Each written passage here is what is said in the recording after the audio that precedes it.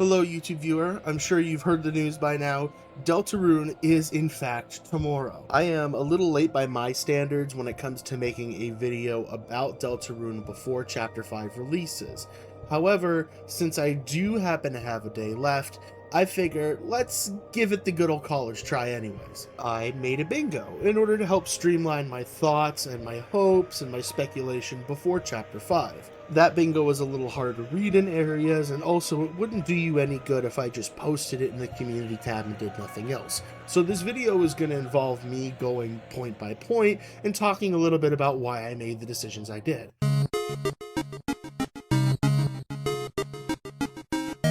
Starting with the free space, something I think is so given it's not really worth mentioning in depth.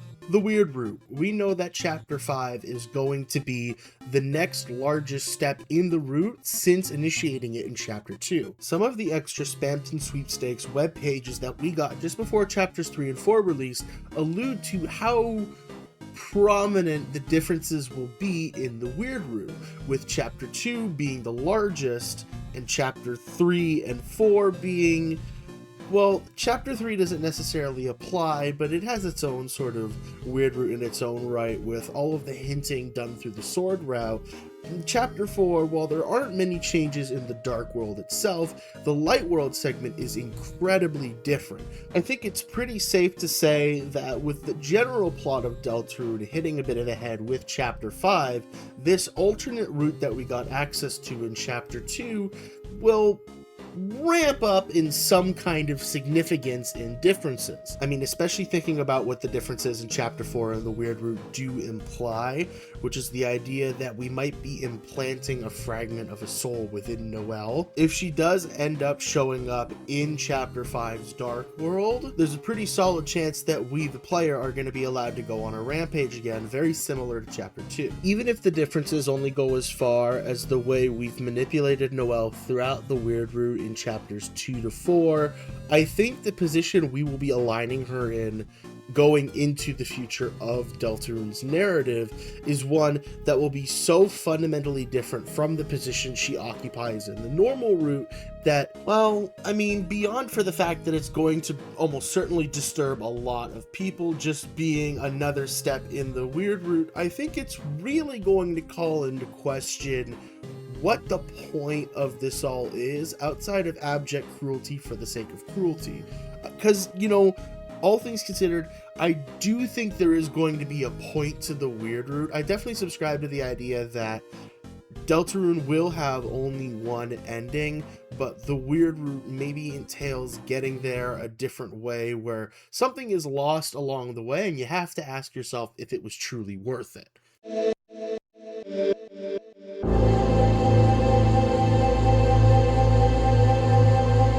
So, the roaring. There's a lot of reasons why I think the roaring is at the very least going to happen at the end of Chapter 5. The main one being Toby's language surrounding how he's talked about Chapter 5 has been intentionally very limited so as to not spoil things, but one thing he has been firm on is the idea of enjoying the sunset before the storm. Now, there's a lot of evidence across Deltarune broadly to suggest that the roaring is like both a storm and also a flood, but what I'm more interested in is the story structuring implications of that, because we are at Chapter 5 out of 7. Assuming Toby doesn't have more that he's gonna pull out all of a sudden, like a secret Chapter 0 in the next 4 or 5 years, I generally think that it is a safe bet to say Chapter 5 is the chapter where shit's gonna get real. And what do we know about the prophecy as Ralsei tells it? The roaring happens before the heroes assemble to banish the angels' heaven. There is a fundamental loss that has to happen before our characters can achieve their desired outcome. And considering Chapter 5 is being described as the last fun adventure and assumedly the last Dark World evocative of the structuring from Chapters 1, 2, and 3, I think it's fair to say that at the end of the chapter, at the very least, something is going to shatter that illusion of a happy status quo. And frankly, what else of a debilitating hit could be thrown at our characters right now, if not the literal prophesized end of the world?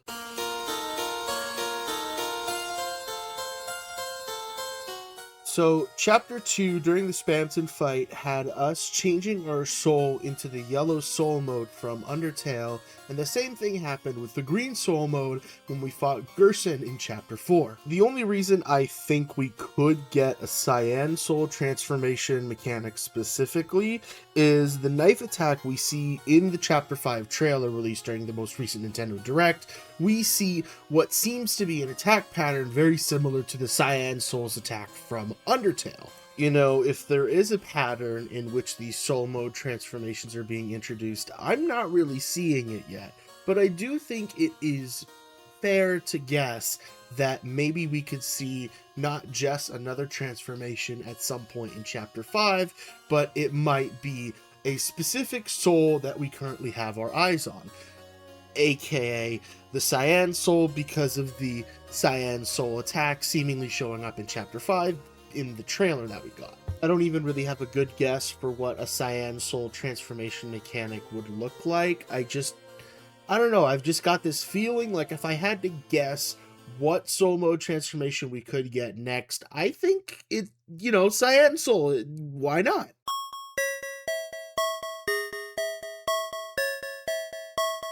We all know at this point that Noelle's father, Rudy Holiday, is a very sick man. We don't know what he's sick with, but the implication is that his state is actively deteriorating and he doesn't have much longer left to live. It's hard to say what the purpose of a character like Rudy in Deltarune is, but I think part of it is to really hammer in the alienation that Noelle feels following the disappearance of December.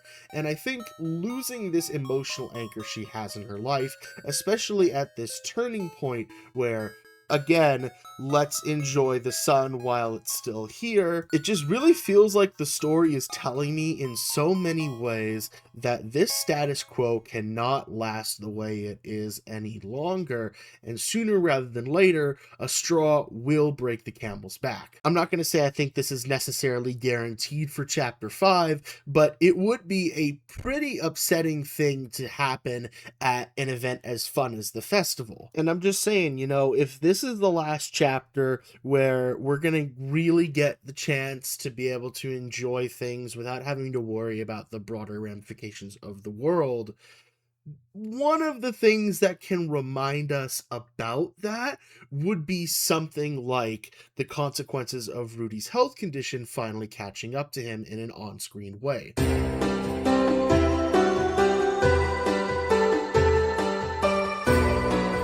I debated putting this on here for a multitude of reasons, but the reason I did end up going with it is the only other alternative is something I'm not fully convinced by, as far as I've been expecting what Sham crafts for us to be the pure crystal for years at this point. It's only until recently when I started seeing people talk about their language and how it seemed to imply it was something they would stitch together, like an alternative to the Shadow Mantle. There is an item in the game that goes unused called the Sky Mantle, which could very well be the thing that Sham would stitch together from the Shadow Crystals.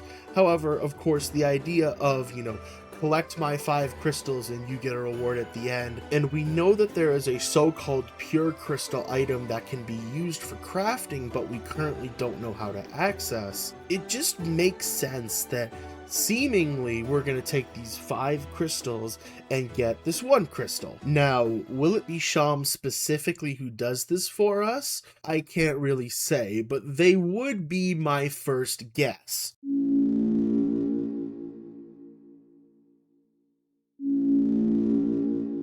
So remember we're at the start of this video when I said that this bingo is meant to be a mix of predictions / hopes for Chapter 5.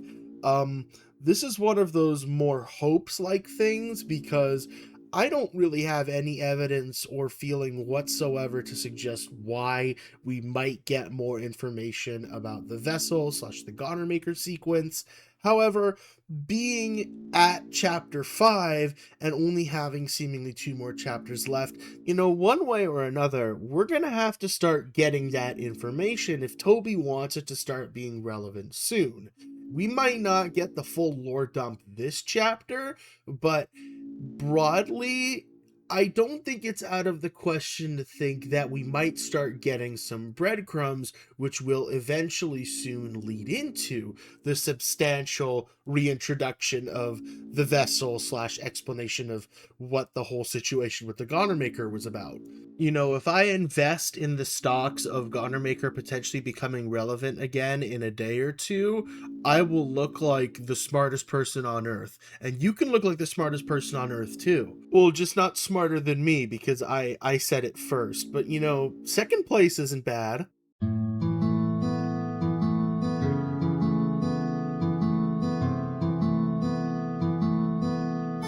Deltarune has been building up for a while now that Asriel will be coming home from college sometime soon within the current timeline of the game. It's unclear why he's coming home specifically, whether for some equivalent of reading week or to visit hometown for the festival, but what we do know is from the pacing of Deltarune's current chapters and the amount of chapters we will have after this upcoming release, I don't really see any other period that Asriel can realistically show up and be all hunky-dory and happy, unless Asriel coming back is meant to evoke another facet of the straw that breaks the camel's back, maybe by reminding hometown of the tragedy of December's disappearance, since he and December were very close when she was still around. And if this were to be the chapter where, let's say, we get more information about December's disappearance, especially in relation to Asgore and why he was no longer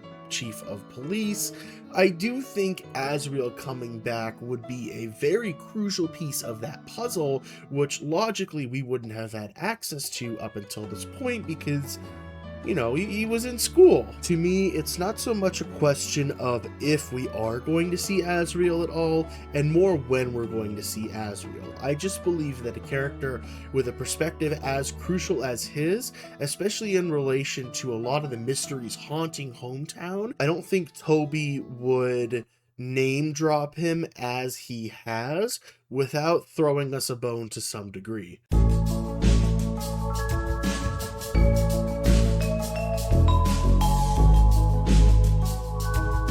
So the last time we saw a television set associated with the Dreamer family get turned into a Darkner, that Darkner came out with separation anxiety from the trauma of experiencing the Dreamer divorce outside looking in. Now, we don't have 110% confirmation of where Chapter 5's Dark World will be set, but if you believe the Dark World will be formed within Asgore's shop Flower King, there is a solid chance that this old black and white TV he has on the second story of his flower shop might come out somewhat similar to Tenna, under the implication that this might have been another television set who was replaced in the past, and maybe as a result has, some lingering secondary Dreamer divorce trauma. I'm not going to say I believe in this, nor am I even going to say I hope for this, but it's one of those things that the fan base caught on to pretty soon after chapters 3 and 4 released,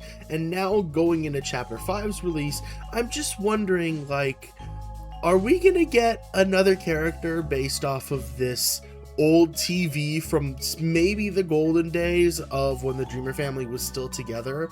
Maybe this old Darkner represents a sort of crossroads of Asgore's obsession with the past.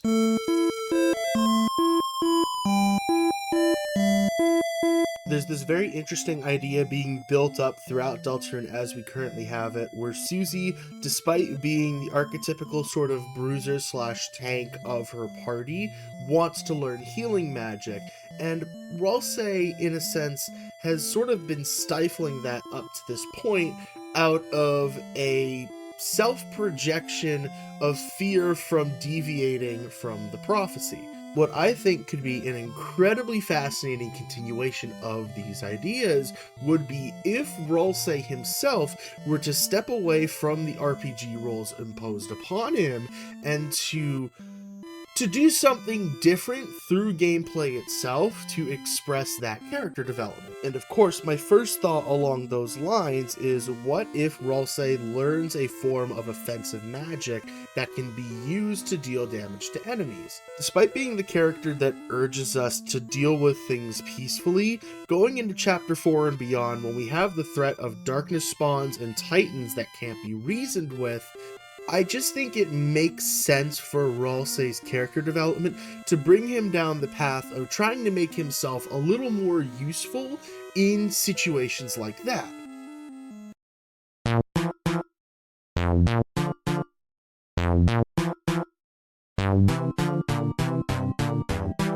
So, point number one for me thinking Alphys could have plot relevance. Asgore's Dark World seems to be Japanese, and Alphys is a raging weeaboo, and also she has spoken in-game about Asgore liking Yu Mew Kissy Cutie 2, plus she has lent him some manga. You know, just sort of getting that out of the way, just sort of pointing the finger at Alphys for maybe being the reason the Dark World is Japanese.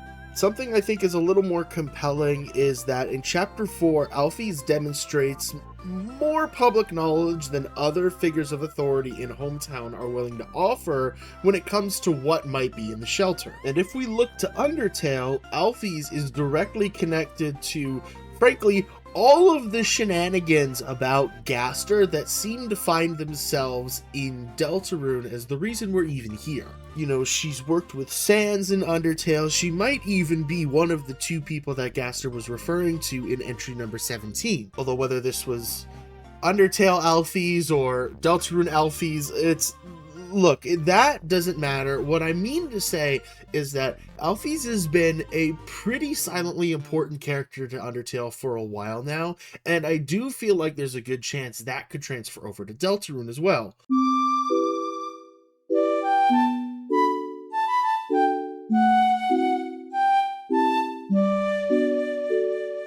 So, similar to the way that Deltarune so far has been hyping up the eventual return of Asriel to Hometown, Deltarune has also been getting us excited about the idea of seeing Papyrus. We've seen Sans plenty, but his brother has been nowhere to be seen up to this point. Just like, I don't know, man, it's Chapter 5 out of 7, and a big town event is happening in Chapter. If Papyrus doesn't show up here and now, similar to Asriel, I'm not sure the story will have time to reasonably accommodate him down the line. I mean, I do understand that's making a lot of assumptions about Chapter 6 and 7's substance and their content and their length. You know, for all I know, Papyrus and Asriel could show up after the roaring happens and the day is saved and whatnot, and they're like, wow, seems like a lot happened while we were busy / gone, but now we're here. Human, I, the great Papyrus, remember your snow graves. It's like past 6 a.m. when I'm recording this right now. I'm trying to get this out by noon latest, and it feels like my brain is pooling at the bottom of my skull.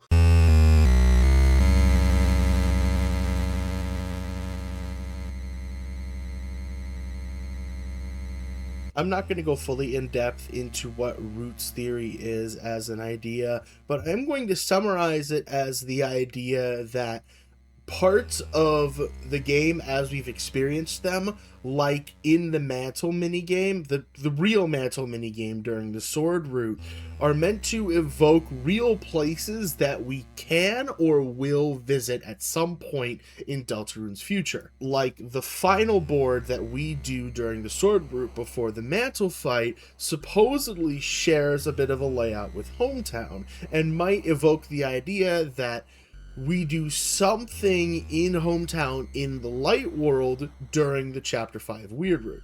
I'm not gonna put money down on the idea of roots theory specifically being confirmed by Chapter 5. However, I do think Chapter 5 gives us at the very least a good potential to try and understand what that Roots prophecy panel could be referring to. And I will at the very least put my weight behind the idea that I do believe certain sections of Deltarune in the past, like Queen's Basement, are meant to allude to current sections of Hometown we've yet to explore, like the layout of the bunker. I mean, even like the connection between the song in Queen's Basement being called Digital Roots and the song in the shelter part of the Mantle minigame being called Bit Roots, like there has to be something there.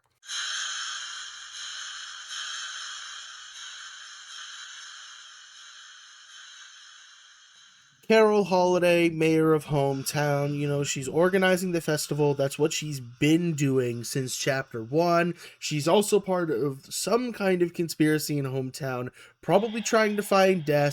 I don't know if she's working with the Knight, but she's working with Kris to some degree. So no matter how you slice it, Carol is going to have some kind of relevance in the story going forward, and chapter 5 seems to be the next largest step we're going to get towards that, especially since chapter 4 is her official introduction.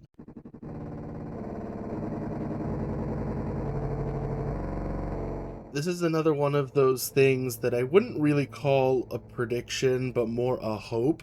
I mean, before chapter 3 and 4, I didn't expect to get any information about the bunker until at least the end of chapter 5, start of chapter 6. While I don't think that all of a sudden, chapter 5 is going to have us entering the bunker or finding out what's inside it, I do think that there's some things we could glean surrounding why it is so important, especially going into future chapters. Or at the very least, I'm saying that I would like for Toby to throw us a bone and give us a little more information about the bunker, just because it's one of the most interesting mysteries about the setting to me, and I will take any information I can get.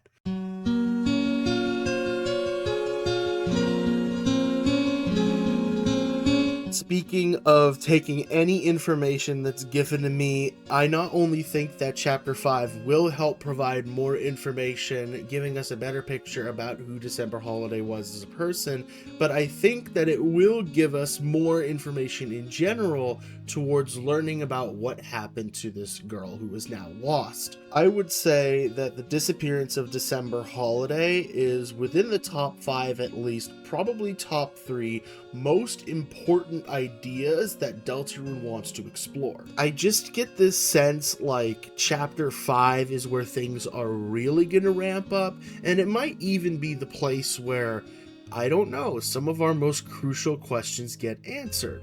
I guess it really begs the question broadly of what December's disappearance offers to the narrative of Deltarune, and specifically currently, how much longer it benefits from maintaining that mystery. Not to say exactly I'm expecting for the mystery to just be completely solved by the end of chapter 5, though I do think with the way that December's presence has become more and more unavoidable within the main progression path of Deltarune's narrative, it only makes sense to me that chapter 5 would continue that trend and maybe even be the most important look we get into understanding why she is haunting this narrative.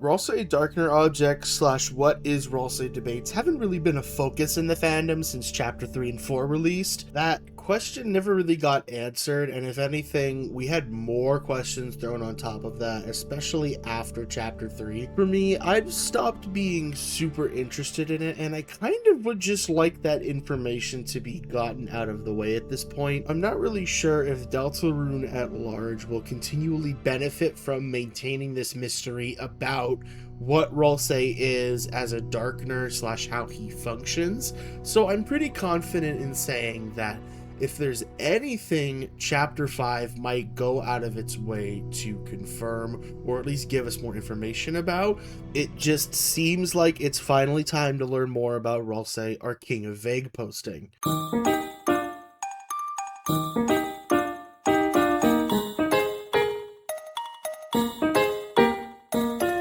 I know that it's sort of like Deltarune's thing to hand us new gameplay mechanics and then take them away soon after, but I really do find it hard to believe that Noelle would only show up in the Chapter 2 Dark World. I mean, like, even disregarding all of the stuff about Chapter 5 that seems to suggest it will be more important in the weird route, because we might have Noelle entering this Dark World with us again for the first time in a while, it would just really be a shame if we didn't get to use Noelle's specific abilities in combat with fights that are difficult past Chapter 2's difficulty. Now, my recent Chapter 2 replay just before Chapter 5 was releasing, I really enjoyed the brief segments of combat I had with Noelle, and specifically utilizing her group pacify spell. I would just be really interested to have, like, even half of a chapter, like a second or third sanctuary length segment where we get to do something with encounters designed around Noelle's moveset in the Dark World. What's really interesting to me too about the way Noelle as a character is designed is that her moveset makes her essentially interchangeable with Ralsei, if not better as a mage than he is. You know, not just does she have a pacify spell like he does, not just does she have a healing spell, but she also has an incredibly strong offensive ability. But of course, we barely get to utilize it in the time we do spend with her in Chapter 2, and in Chapter 3 and 4, she's just nowhere to be seen. So we don't really get to take advantage of that in any substantial way that really comes off memorably towards what Deltarune's gameplay has to offer long term. And I just hope that I'm proven wrong and that Noelle indeed comes back, because I'm starting to think that she won't, or I'm not. It's not that I'm starting to think that she won't, and more, I'm starting to worry that she won't, and I don't want to get my hopes up.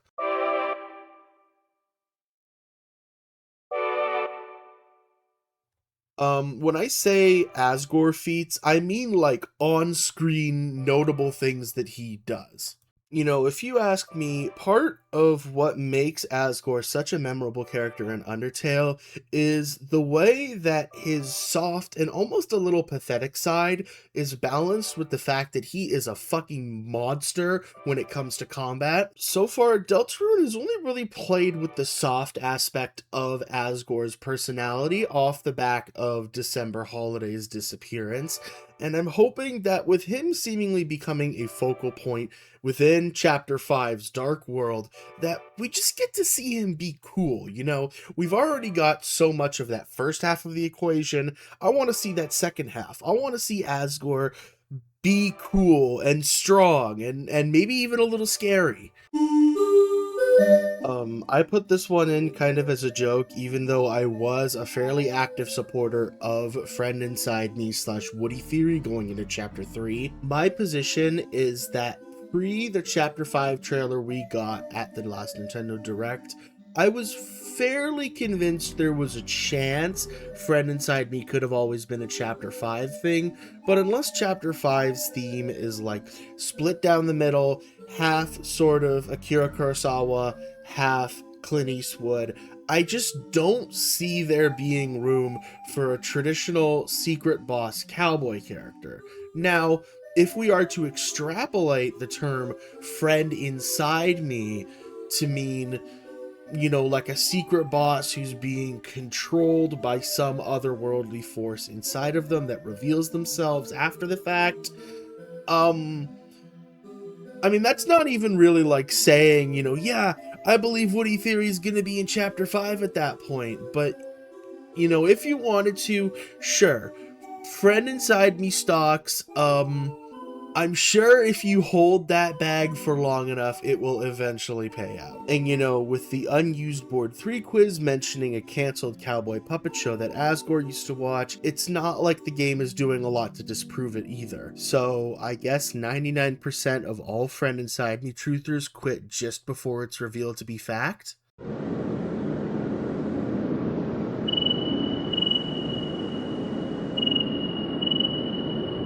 So, one of the things I really liked about Chapter 3 and 4's execution is the way it narrowed down the wide list of people who were questioned as possibly being the identity of the Roaring Knight during Chapter 2. We were left with like two main candidates for who the Roaring Knight could be, with one making more sense than the other, and there are like still a few stragglers from the original Chapter 2 identity questioning cycle. You know, I am just gonna say it at the gate to get it over with. I do believe the Roaring Knight is December holiday, but the reason I structured this point the way I did is not necessarily because I don't believe the Roaring Knight is December, but rather I'm not sure December would be revealed as the night this early.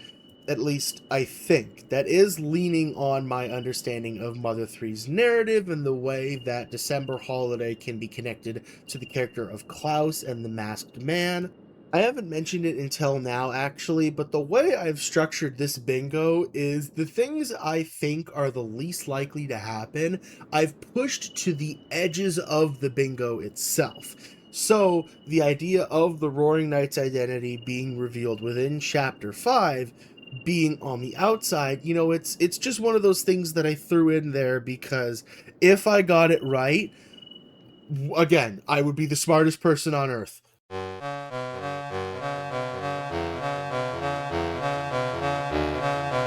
This specific part of this bingo is really making me realize that I shouldn't have procrastinated on making this video when I did, because there is so much to go into for just like every side of the debate on whether or not the smile named image_friend in the files will have any sort of relevance towards the future of Deltarune. The incredibly abbreviated version of all my thoughts on the matter is that, of course, image_friend is going to be relevant to some degree, considering the pink and gold connections between not just it and Spamton, but the way Gerson described the next Dark World for Chapter 5, which is the field of pink and gold.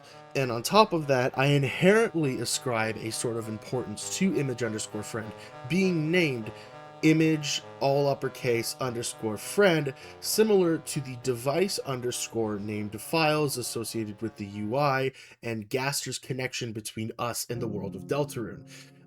That is, assuming you, the viewer slash listener, are aware of Molly Starr's device theory and believe it as much as I do, which most people that are as tuned into the fandom as I would say I am run with it like it's fact, but I do just feel the need to state that I consider device theory fact, and as a result, I at least think it lends a bit of credence to image_friend as a force within the narrative that will be relevant to some degree. You know, is image_friend the tale that must not be followed? I don't know. Is image_friend just generic darker than dark darkner archetype that we're going to maybe see eventually in the shelter as an enemy? I also don't know, but right now there's enough things worth acknowledging that stand out like a sore thumb, which I can't just ignore and say, oh yeah, it's not going to amount to anything.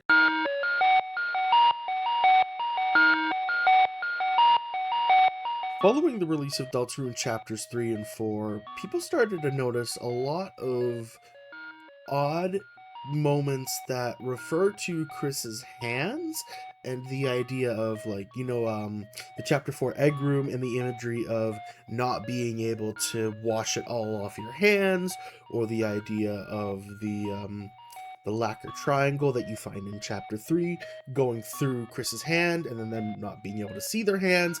It all seems to be just a general metaphor for Kris's relationship with their guilt surrounding the disappearance of December Holiday and the role they might have played in it. Some people started to think, though, what if this is like the foreshadowing of Finn having a prosthetic arm throughout a ton of seasons of Adventure Time, and then him eventually just ending up losing his arm and gaining a prosthetic arm? While I don't think it's that exactly, I think there's a really interesting connection to be made between Kris's piano playing and how intimate that is for them, and how intimate Toby's playing of the piano is in relation to the wrist pain he's been having over the years that has restricted his workflow and lifestyle. Not to parasocially psychoanalyze Toby Fox, I just think that these connections are interesting, and they might manifest towards a specific point in the future that is really worth acknowledging in regards to not just what Deltarune has to say as a whole,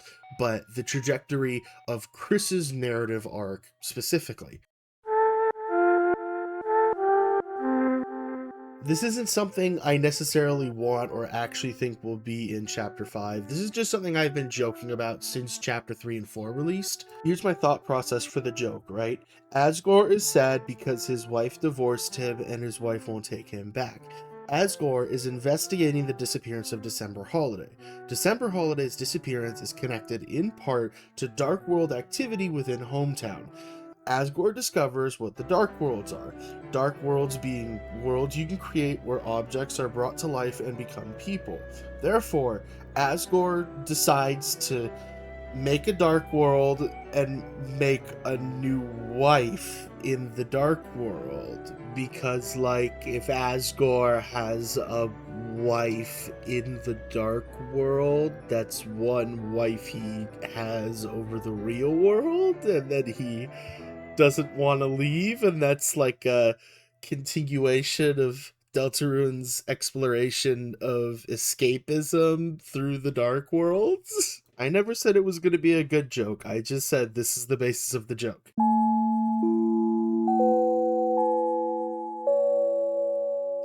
While in Chapter 4, we met 3 people who were pretending to be the Mike that Tenna refers to throughout Chapter 3 of Deltarune, as far as what the narrative presents, there was, at some point, a singular person named Mike who assisted Tenna in the running of his game show in that Dark World, and seemingly was also the person that Spamton became a big shot through. Who is Mike? I have no clue. There's some pretty solid arguments that image_friend, or Mike, as one might refer to them as, is the one who not just helps Spamton become a big shot, but this sort of is this background figure that helps Dark Worlds run because they're like, I don't know, they're closer to the depths or whatever, and they understand darkness better than any other darkener because they're pure darkness or whatever.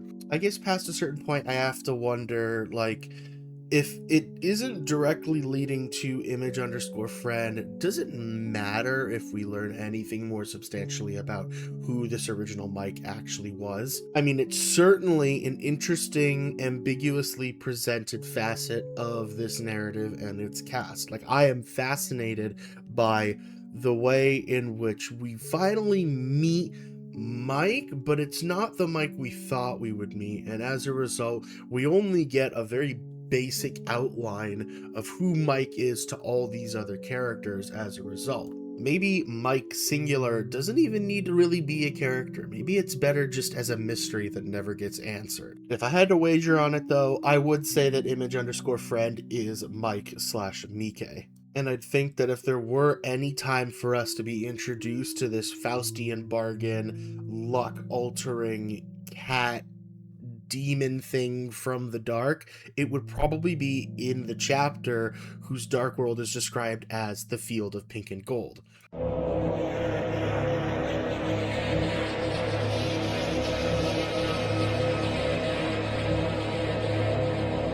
And of course, last but not least, I just want to learn more about Gaster. You know, it is the reason that I'm here, right? The reason that Deltarune spoke so sharply to me all those years ago with Chapter 1, besides for, you know, Chapter 1's individual merits, storytelling-wise, it was because, I mean, like, this is, like, very clearly the Gaster game. You know, we learned about it for the first time by Gaster connecting to us through Twitter. He, you know, he hits up our DMs every time there's a new chapter release. He, like, speaks to us directly through the game itself, through in-game means that are just accessed through normal plot progression. It's not like you need to go digging through the files or anything. Like, this game Deltarune legitimizes the idea and character of Gaster so much that it is inextricably linked to him in my mind, and in that regard, the thing I will always be most excited about with Deltarune is the potential of more juicy Gaster lore and characterization. Do I think we're getting Gaster in Chapter 5? Like, he's gonna show up in Chapter 5 and be like, my name is Wingdings. I mean, like, never say never, but I doubt it. However, we could probably get some messages from Gaster like we did during subsequent retries of the night fight in Chapter 3, or after beating Chapter 4. I think my best case scenario, and yes, this is veering into speculation, I did not mention the Forgotten Man once this video, but like assuming, maybe like the Forgotten Man is like the Deltarune equivalent of Gaster, who was shattered across time and space at the same time Undertale Gaster was, like, maybe there's a chance that we will learn some stuff about Deltarune Gaster in relation to learning stuff about the shelter / hometown's history with Dark Worlds in general. It's so weird, right? Because so many plot points in Deltarune essentially lead back to Gaster.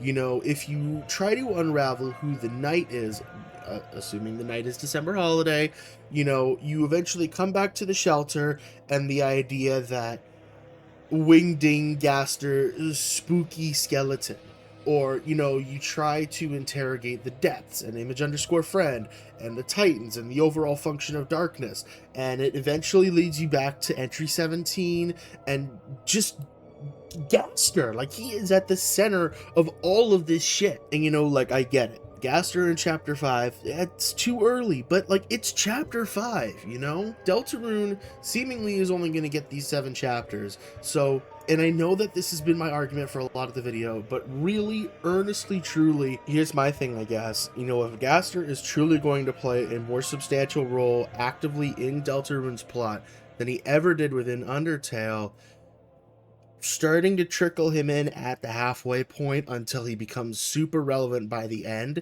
is the way to go, is it not?